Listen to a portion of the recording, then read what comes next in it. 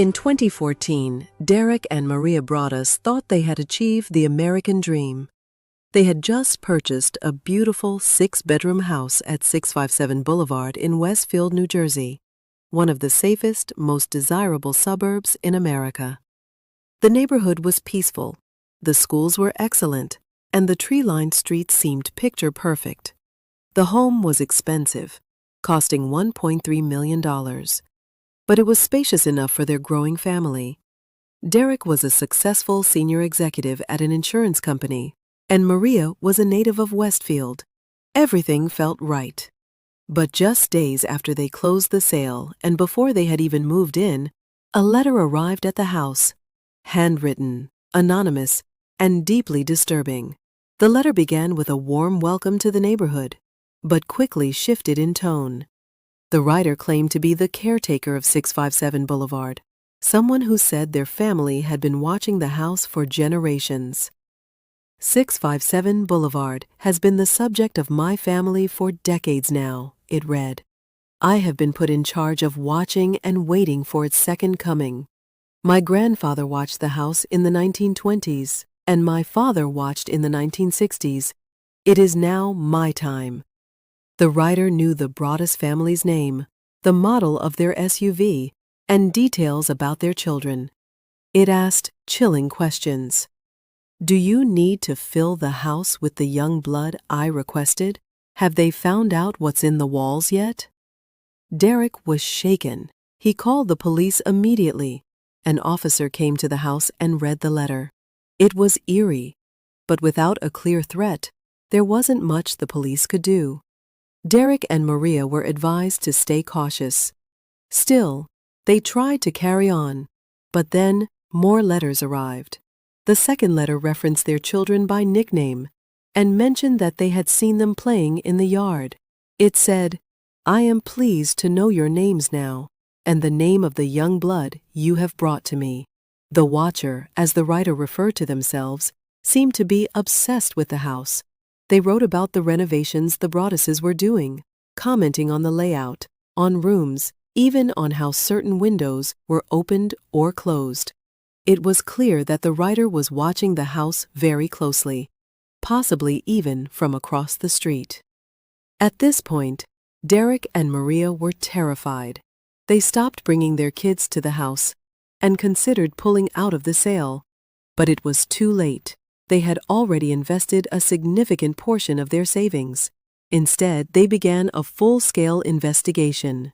Derek installed security cameras around the property and contacted a private investigator. They also hired a former FBI profiler who analyzed the letters and concluded that the writer was likely an older individual with deep resentment, possibly someone living very close. The Broadduses started to suspect their neighbors. They looked closely at a house behind theirs, where a man lived with his 90-year-old mother. This man was eccentric and had been caught peering through their windows. But there was no solid evidence. Another couple was also investigated because they would often walk by the house late at night. They were questioned, but again, nothing conclusive. The local police conducted DNA tests on the envelope, analyzing saliva found on the seal. It turned out to belong to a woman, but none of the neighbors they tested matched the profile. Even Maria was tested. No match. They questioned postal workers and combed through hours of neighborhood surveillance footage. Nothing. The watcher had left no real trace. At the same time, the family began to suffer emotionally. Maria had trouble sleeping. Derek became obsessed with uncovering the identity of the watcher. He stayed up at night, mapping out neighbor movements and timelines. The children began to sense something was wrong. The house, once a dream, had turned into a nightmare. They never moved in. Instead, they tried to sell the house. But by that point, the story had begun to spread.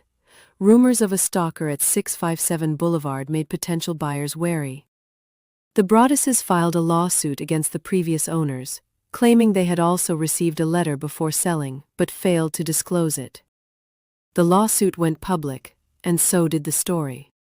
The media descended on Westfield, news trucks lined the streets. The Broaddus family found themselves at the center of a media storm. In 2018, a local news outlet published the full letters, and they went viral. The case became a national sensation. The town was divided. Some believed the Broadduses were victims, others believed it was an elaborate hoax. A Netflix series, The Watcher, would later fictionalize the events, adding even more mystery and confusion to the case. But in reality, the family never benefited from the story. They suffered for years. Eventually, after nearly 5 years, they managed to sell the house, at a loss.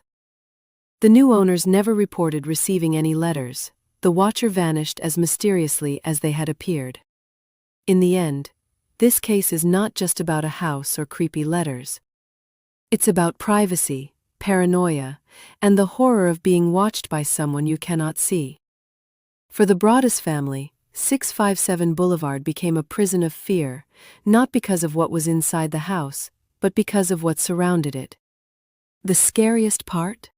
The Watcher could still be out there, watching, waiting, silent. And that's the true story of the Watcher of Westfield, one of America's most chilling, unsolved modern mysteries.